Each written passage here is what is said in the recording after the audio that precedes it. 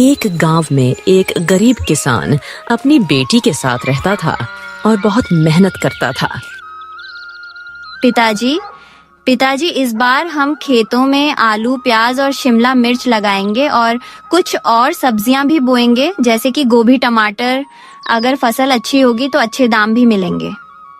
बेटी, बात तो तेरी बिल्कुल सही है, लेकिन खेतों में खूब मेहनत लगेगी।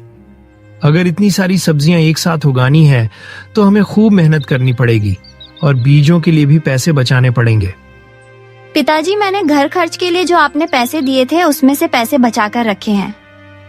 काफी दिनों से मैं पैसे जोड़ रही हूँ, तो इन पैसों में सारा बीज हमें मिल जाएगा और उसी से हम फसल उगाएंगे। हाँ, बहुत बढ़िया। मेरी बेटी बहुत अच्छी है और बहुत चतुर भी। मेरी बेटी बहुत होशियार है। मैंने तो तुम्हें पैसे घर खर्च के लिए दिए थे, लेकिन तुमने पैसे बचाकर भी रखे। मैं तो धन्य हूँ। जहाँ लोगों के बच्चे पैसे उड़ाते हैं, वहाँ मेरी बेटी पैसे बचाती है। बस पिताजी, बहुत हो गई मेरी पढ़ाई। अब तो हम योजना बनाते हैं कि क्या कुछ लेकर आना है। आपके साथ मैं भी बाजार तक चलूंगी और अच्छे बीज लेकर आएंगे और अपने खेतों में उगाएंगे। हाँ बेटी, तू भी साथ चलना और अपनी सूझबूझ बीज खरीदने में दिखाना। पिताजी, आप मेरी बात इतनी जल्दी कैसे मान गए? क्योंकि मुझे तुम्हारी समझदारी पर पूरा भरोसा है। देखो बेटी, मैं तो ठहरा अनपढ़ गवार, लेकिन मैंने अपनी बेटी को पढ़ा लिखा कर बड़ा किया है और मेरी बेटी बहुत समझदार है। लेकिन पिताजी, गांव वाले तो कहते हैं कि आपने बेटी को सिर पर चढ़ा रखा है। अरे, गांव वालों का क्या कहना बेटा, वह तो कुछ भी कहते हैं। वह तो तुमसे जलते हैं। उनकी बिटिया तो कभी स्कूल ही नहीं गई। बस कुछ गिने चुने ही बच्चे इस गांव में पढ़ लिख पाए हैं और उनमें से एक तुम भी हो, तो इसलिए वह तो तुमसे जलते हैं। कभी भी उनकी बातों पर मत जाना। हमेशा याद रखना, तुम्हारे पिताजी तुमसे बहुत प्यार करते हैं। हाँ पिताजी, मैं यह बात अच्छे से जानती हूँ। अब आप आराम करिए, सुबह हम बीज खरीदने जाएंगे। सुबह होते ही कमला और किशन लाल बाजार के लिए निकलते हैं और कमला सस्ते दामों पर अच्छे बीज खरीदती है। अरे बेटा, जैसे कि मैंने कहा था, तुमने अपनी सूझबूझ दिखाकर बहुत अच्छे बीज खरीदे। अब मुझे लगता है हमारी फसल बहुत अच्छी होगी। अब तो बस खेतों में मेहनत करनी है।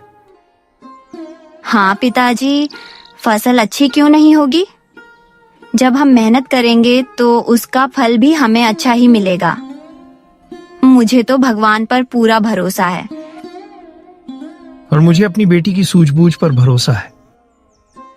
पिताजी, आप भी ना। चलिए, आपके लिए मैं कुछ खाने के लिए बना देती हूँ।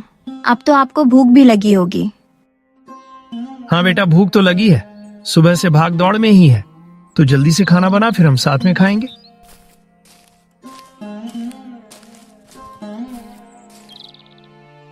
अरे रामलाल, अरे कहाँ हो भाई? सुबह भी तुम्हारे घर आया था तो तुम सुबह भी घर में नहीं थे। कहाँ रह रहे हो आजकल? कमला भी घर पे नहीं थी। अरे बिल्लू, मैं और कमला बाजार से बीज खरीदने गए थे। इस बार कमला ने योजना बनाई कि हम खूब सारी सब्जियां उगाएंगे। अच्छा, सब्जी उगाने का इरादा है। ये तो बहुत बढ़िया है। सब्जियां उगाओगे तो बहुत पैसे कमाओगे और मंडी में बेच दी तो फिर और दुगना दाम मिलेगा भाई। बढ़िया है किशन लाल, तुम्हारी तो 5 उंगलियां घी में और सिर कढ़ाई में।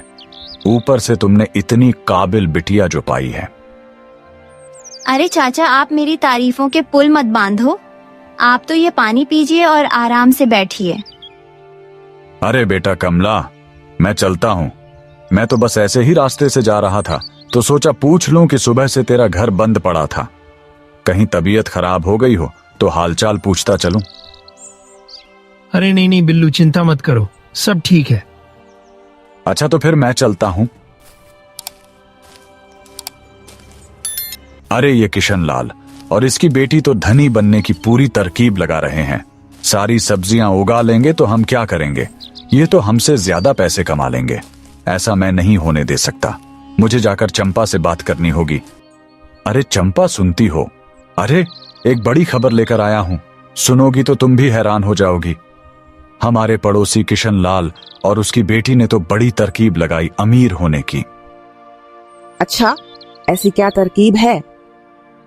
बाप बेटी आज सारी सब्जियां उगाने वाले हैं और फिर उन सब्जियों को बेचकर अच्छी कीमत भी पाएंगे। सारे बीज भी ले आए हैं। तो हम एक काम करते हैं ना, हम भी बीज लेकर आते हैं और उनसे पहले ही सब्जियां उगा देते हैं। हमारी सब्जियां उनसे पहले उग जाएगी तो हम उनसे पहले अमीर भी बन जाएंगे। और फिर उनसे सब्जियां खरीदेगा ही कौन, क्योंकि हम तो अपनी सब्जियां पहले ही बेच चुके होंगे। वाह चंपा, तुम्हारे दिमाग का तो जवाब ही नहीं। मेरे पिताजी ने मुझे खूब सिखाया है कि घर कैसे चलाना है। तो जल्दी जल्दी चलो, अभी बाजार चलते हैं, बीज लेकर आते हैं और उनसे पहले खेत जोत देते हैं। चंपा और बिल्लू शहर से बीज ले आते हैं और किशनलाल से पहले खेतों में फसल बो देते हैं।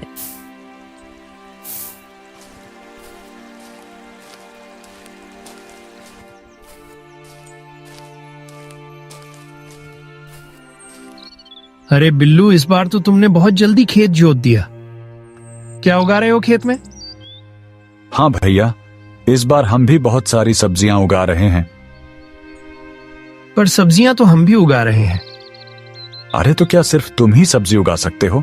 हम नहीं उगा सकते। ये विचार तुमसे पहले मुझे आया था, इसलिए तो तुमसे पहले मैं सब्जियां उगाकर भी आ गया।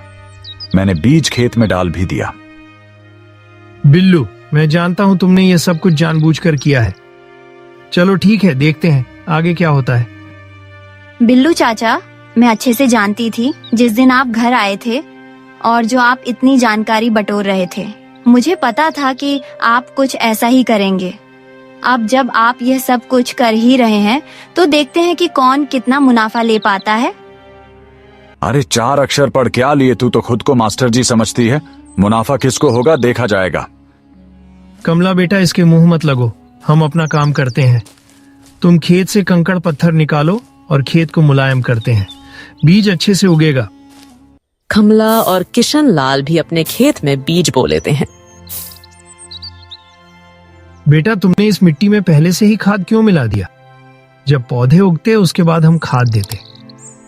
क्योंकि पिताजी, अगर पौधे उग जाने पर खाद देते तो पौधों में कीड़े लग जाते, उनके फूलों को कीड़ा खा जाता और फिर हमें कुछ भी नहीं मिलता। आधे से ज्यादा फसल तो कीड़ा ही नष्ट कर देता। इसीलिए मैंने पहले खाद डाली और उसके बाद आपको खेत जोतने को कहा।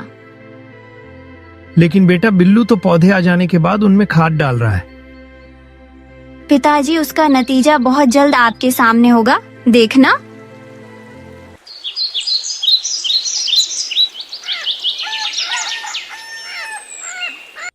अब मैं पौधे में खाद डालूंगा और अच्छी फसल पाऊंगा। इस किशनलाल से तो पहले ही मेरे पौधे काफी बड़े हो गए हैं। अब मैं बहुत जल्द इन सब्जियों में फल भी लगेगा। जल्दी ही आलू भी तैयार हो जाएगा और प्याज भी। उसके बाद सारी सब्जियां मैं मंडी में बेचूंगा और इस किशनलाल से पहले अमीर बन जाऊंगा। ये खुद को समझता क्या है? सिर्फ इसकी ही खेती करनी आती है क्या? और क्या सारी समझदारी इसके पास ही है? अरे उसे कुछ नहीं आता, वो तो बस अपनी बेटी के कहने पर चलता है और जो वो कहती रहती है वैसा वैसा वो करता रहता है। वो तो उसकी सारी बात मानता है। गांव में सब अपनी बेटियों को थोड़ा कस कर ही रखते हैं, लेकिन इस किशनलाल ने तो अपनी बेटी को पूरी छूट दे रखी है। घर का हर फैसला तो उसकी बेटी ही करती है। हाँ, एक दिन पंचायत में यह बात रखकर मैं इसे खूब डांट पड़वाऊंगा कि गांव की बहू बेटियों को भी उल्टी शिक्षा दे रहा है। फिर वह सब भी आजादी मांगेंगी और घर के फैसले लेना शुरू कर देंगी, और गांव के माहौल के लिए बिल्कुल ठीक नहीं है। घर की कमान तो मर्दों के हाथ में होनी चाहिए। हाँ जी, मैं तुमसे सहमत हूँ। जैसा तुम कहते हो वही सही है। घर की कमान तो मर्द के ही हाथ में होनी चाहिए। चलो चलो चंपा, जल्दी से खेत में खाद डालो। एक काम करो, बहुत बहुत भर भर के खाद डालो ताकि हमारे पौधे एकदम हुप पुष्ट हो जाएं और फसल चमकदार हो। इस कृष्णलाल की तो सांस अटक जाएगी तब यह हमारी जब फसल देखेगा। बिल्लू और चंपा खेत में खाद डालते हैं और घर वापस लौट आते हैं। तभी बारिश शुरू हो जाती है। अरे ये क्या है? अभी अभी तो खाद डालकर आए थे और अभी अभी ये बारिश शुरू हो गई। यह तो फसल के लिए अच्छी नहीं है। अरे हाँ जी, ये तो हमारी फसल को खराब भी कर सकती है और बारिश भी बहुत तेज हो रही है। चलो देखते हैं क्या होता है। वैसे मुझे नहीं लगता कि इतना कोई असर पड़ेगा बारिश से। है, बारिश तो फसल के लिए अच्छी है, बस खेतों में पानी ना भर जाए। उसकी वजह से हमारा आलू प्याज खराब हो सकता है और हमारी गोभी की फसल भी खराब हो सकती है। अजी ऐसा हुआ तो सबसे ज्यादा खुशी उस किशन लाल को होगी। वो तो बड़ा खुश होगा ना कि उनकी फसल खत्म हो गई। अरे तुम बिल्कुल चिंता मत करो। अगर ऐसा हो भी जाता है तो फिर मैं कुछ ना कुछ तरकीब लगा ही लूंगा। लेकिन इस किशन लाल को तो अमीर मैं बनने नहीं दूंगा, चाहे कुछ भी हो जाए। और उसकी बेटी जो पढ़ लिख कर ज्यादा समझदार बनती है, उसको भी मैं खूब नीचा दिखाऊंगा। मुझे तुम पर पूरा विश्वास है, तुम कुछ ना कुछ तो कर ही लोगे। चंपा और बिल्लू तरकीब लगाने लगते हैं कि कैसे किशन और कमला को नीचा दिखाया जाए।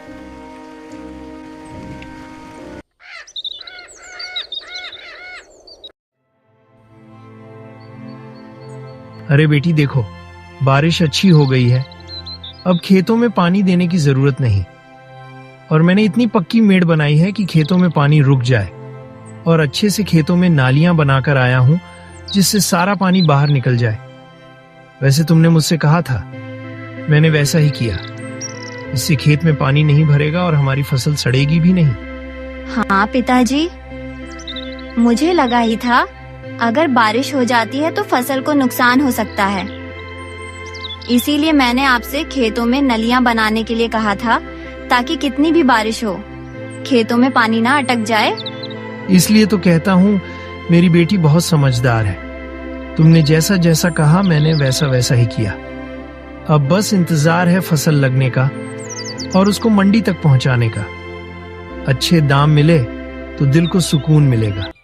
हाँ पिताजी, सब अच्छे से हो जाएगा। ये लीजिए, आपके लिए खीर बनाई है। अरे वाह बेटी, तो खाना भी बहुत स्वादिष्ट बनाती है मेरी बेटी। तुम्हारी माँ आज होती तो तुम्हें देखकर बहुत खुश होती। उसकी लड़की कितनी होनहार है।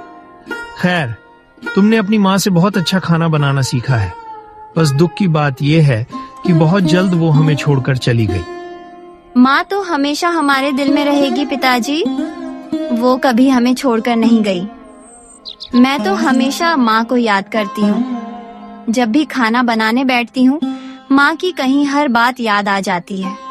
बेटी, तुझे तो माँ और बाप दोनों का प्यार मिलना चाहिए था, लेकिन भगवान ने तेरी माँ को बहुत जल्दी बुला लिया। तब से मैंने कोशिश की कि मैं तुझे माँ और बाप दोनों का प्यार दे सकूं। मुझे नहीं पता कि मैं ऐसा कर पाया या नहीं, लेकिन मैंने कोशिश जरूर की। आपसे मुझे कोई शिकायत नहीं है पिताजी। आपने मेरे लिए हमेशा बहुत अच्छे फैसले लिए हैं और माँ और बाप दोनों का प्यार देने में कामयाब हुए हैं आप दुखी मत होइए। मैं बहुत खुश हूँ और माँ भी जहाँ होगी वो भी बहुत खुश होगी। आप तो बस खीर खाइए। अरे हाँ बेटी, देखो बारिश बंद हो गई। बढ़िया है। वैसे तो खूब बारिश हुई, लेकिन अब मौसम साफ लगता है। हाँ पिताजी, अगर सुबह धूप खिलेगी तो और अच्छा होगा।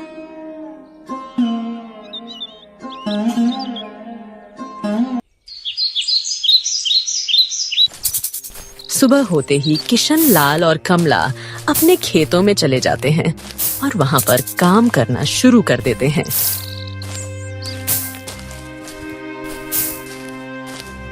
दूसरी तरफ चंपा और बिल्लू का खेत पानी से भर जाता है। अरे देखिए, हमारे खेत का क्या हाल हो गया है। पौधे तो कहीं नजर ही नहीं आ रहे, सब बर्बाद हो गया। अब जब पौधे ही खराब हो गए हैं तो इनमें सब्जियां कैसे लगेंगी। आप देखिए उनकी हालत कैसी है। चंपा, मैं तो लुट गया, बर्बाद हो गया। अब मैं क्या करूं? मुझे कुछ समझ में नहीं आ रहा। मैंने तो इन बीजों पर इतने सारे पैसे लगाए, लेकिन अब तो वो सारे पैसे पानी में डूब गए। तुमने इतनी ऊंची मेड़ क्यों बनाई जिसकी वजह से पानी खेत में ही रुक गया? तुम किशन लाल का खेत देखो, उनके खेतों में कैसे नालियां बनी हैं। उनके खेत में जरा भी पानी नहीं रुका है। और देखो उनके पौधे, उनकी फसल कैसे लहलहा रहे हैं। अच्छा, तो तुम अब मेरा मुकाबला कृष्ण लाल से करोगी? अब मैं तुम्हें उसका किया काम ज्यादा अच्छा लग रहा है। तुम्हें क्या लगता है कि तुम्हारे पति के पास दिमाग नहीं है? नहीं, मैं तो बस तुम्हें दिखाने की कोशिश कर रही थी कि अगर हम भी ऐसा कर लेते तो फिर हमारी फसल को भी कोई नुकसान नहीं होता। आज इस किशन लाल और इसकी बेटी की वजह से मेरी बीवी मुझ पर सवाल उठा रही है और मेरी अक्लमंदी पर भी सवाल उठा रही है। इसको तो मैं छोड़ूंगा नहीं। इसकी फसल तैयार होने दो, उसके बाद इसे दिखाऊंगा। देखता हूँ यह अपनी फसल कैसे बचाता है, और तुझे तो मैं बताता हूँ, तू घर चल। नहीं जी, तुम गुस्सा मत करो। तुम ऐसे गुस्सा मत करो। मुझे माफ कर दो। मैं दोबारा तुम पर सवाल नहीं उठाऊंगी। तुम्हें जैसा ठीक लगे तुम वैसा करना। मुझे तो बस ऐसा लगा कि नालियां बनाने से वह पानी निकल जाता, मैंने इसीलिए कह दिया। लेकिन तुम ज्यादा अक्लमंद हो जी मुझसे ज्यादा। उन दोनों में तो जरा भी बुद्धि नहीं। तू मेरा मजाक बना रही है? तुम्हें तो मैं चमड़े के जूते से मारूंगा। अरे मुझे माफ कर दीजिए ना।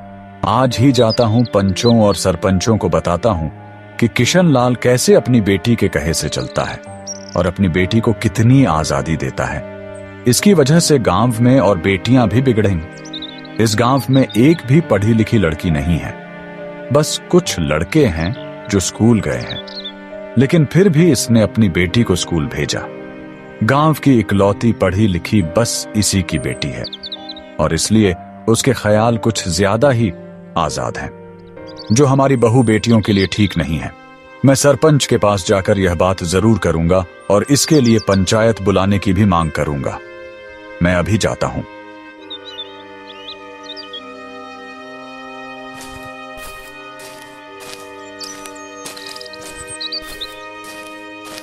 बिल्लू सरपंच के पास चला जाता है और सारी बात कहता है, और किशन लाल और उसकी बेटी की खूब बुराई करता है।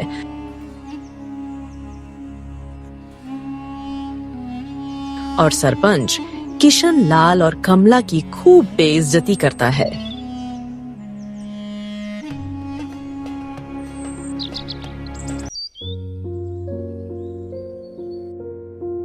मुझे नहीं पता कि अपनी बेटी को आजादी देने का मुझे यह सीला मिलेगा। पूरा गांव मेरे खिलाफ हो गया। मैंने तो बस अपनी बेटी का पालन पोषण अच्छे से करने की कोशिश की थी, सबसे हटके, लेकिन उसका मुझे यह सिला मिला। पूरे गांव वाले मुझे खरी खोटी सुना रहे हैं। पिताजी, आपने देखा नहीं क्या? ये सब कुछ बिल्लू चाचा का किया धरा है। उन्होंने ही सरपंच के कान भरे हैं। आपको ये बात समझनी चाहिए। अब तू मुझे मत समझा। अब वैसा ही होगा जैसा पंचायत चाहती है। बस बहुत हो गया। जैसा जैसा तू कहती गई वैसा वैसा मैं करता गया, लेकिन अब मैं बिल्कुल ऐसा नहीं करूंगा। अब वही होगा जो मैं कहूंगा। तुम वैसे ही रहोगी जैसे मैं रहने के लिए कहूंगा। पिताजी, आपको नहीं लगता कि आप गांव वालों की बातों में आ रहे हैं? आप ही तो कहते थे कि मैं आपकी होनहार बेटी हूँ और गांव वाले मुझसे चलते हैं, लेकिन आज आप भी गांव वाले जैसी बातें कर रहे हैं।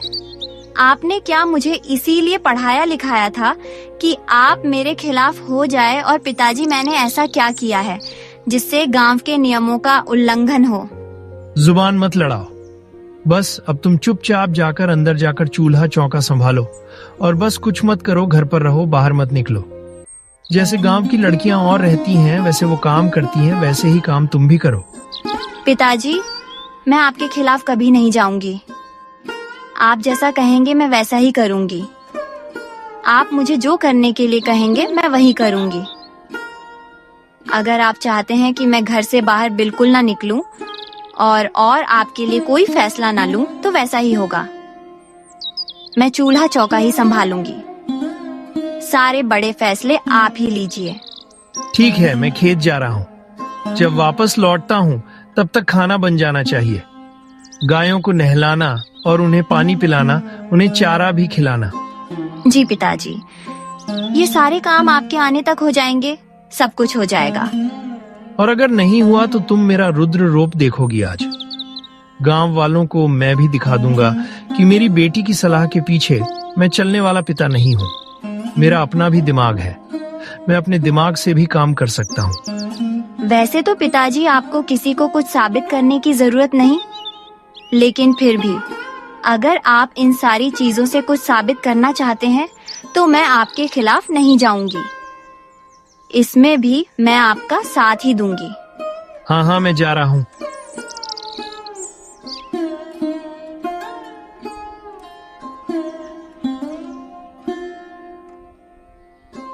अगर आज मेरी माँ जिंदा होती तो शायद मेरे पिताजी को सही रास्ता दिखाती। शायद वह उन्हें समझा पाती कि गांव वाले मिलकर उन्हें रास्ता भटका रहे हैं। बिल्लू अपनी जलन के कारण मुझ में और पिताजी में दरार पैदा कर रहा है ताकि हमारी एकता टूटे और वो हमें बर्बाद कर सके, और पिताजी वैसा ही कर रहे हैं। पिताजी यहाँ पर बिल्कुल भी दिमाग का इस्तेमाल नहीं कर रहे हैं, लेकिन वो मेरे पिता हैं और मैं इस बारे में उनसे कुछ नहीं कह सकती। कमला खूब रोती है।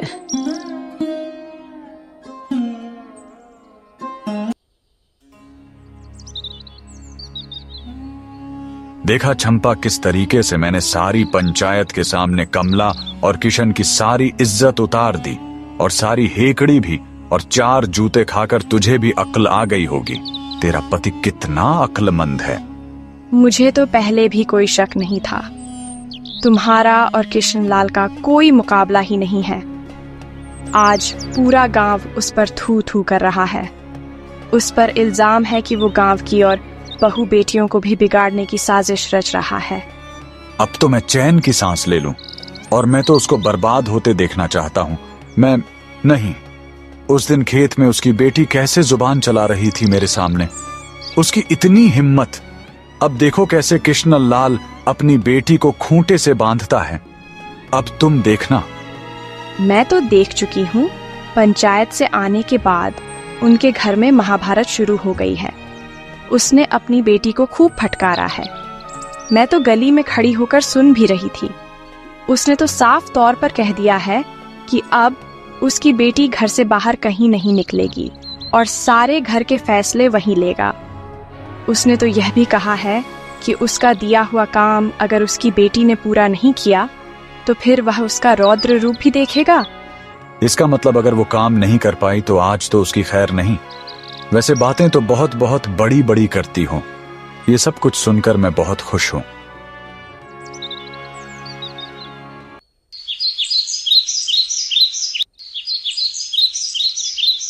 समय बीतता है और किशनलाल के खेत में फसल लहराती है।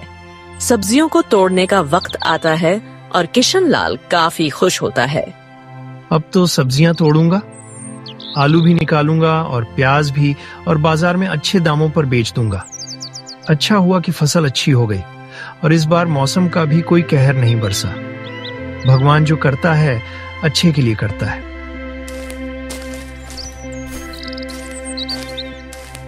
अरे किशनलाल, अपने आप से ही बातें कर रहे हो। कभी हमसे भी बात कर लो। बड़े नाराज घूमते हो। अरे नहीं बिल्लू भाई, गांव वालों से कैसी नाराजगी। मैं तो बस यही सोच रहा था कि अब फसल तोड़ूंगा, इसके बाद इसे बेचने निकल जाऊंगा। फसल काफी अच्छी है, दाम भी अच्छा होगा। हाँ हाँ भाई, बढ़िया है। देखते ही देखते इसकी फसल तो तैयार हो गई और फसल भी काफी बढ़िया। अगर यह फसल मंडी तक पहुंची तो फिर तो यह अमीर हो जाएगा और मेरे सारे किए कराए पर पानी फिर जाएगा। मुझे कुछ करना पड़ेगा। बिल्लू घर के लिए निकलता है। अरे चंपा, अरे जल्दी से कुछ और औजार लेकर आओ। हमें कुछ ना कुछ करना होगा। कृष्णलाल को मंडी तक पहुंचने से रोकना है। आप क्या करने वाले हो जी?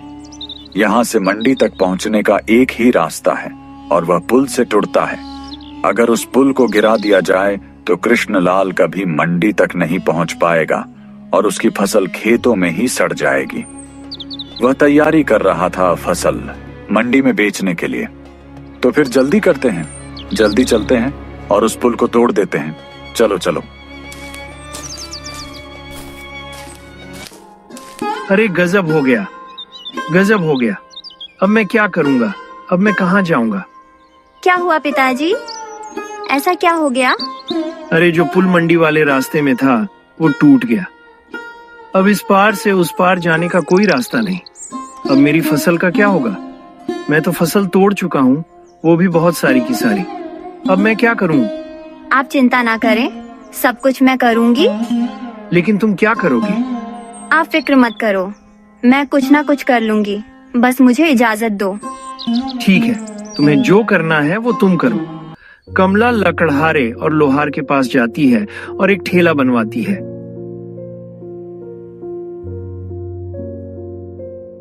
इसके बाद वो सारी सब्जियां ठेले पर रखती है और गांव-गांव उन्हें बेचने जाती है।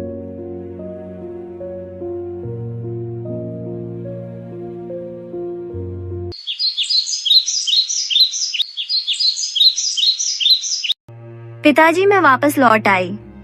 बेटा 2 दिन हो गए, तुम कहाँ थी? मुझे कितनी चिंता थी। मुझे लगा मेरी बेटी खो गई या फिर उसके साथ कुछ हो गया। नहीं पिताजी, मैं कहीं नहीं खोई थी। यह लीजिए पैसे।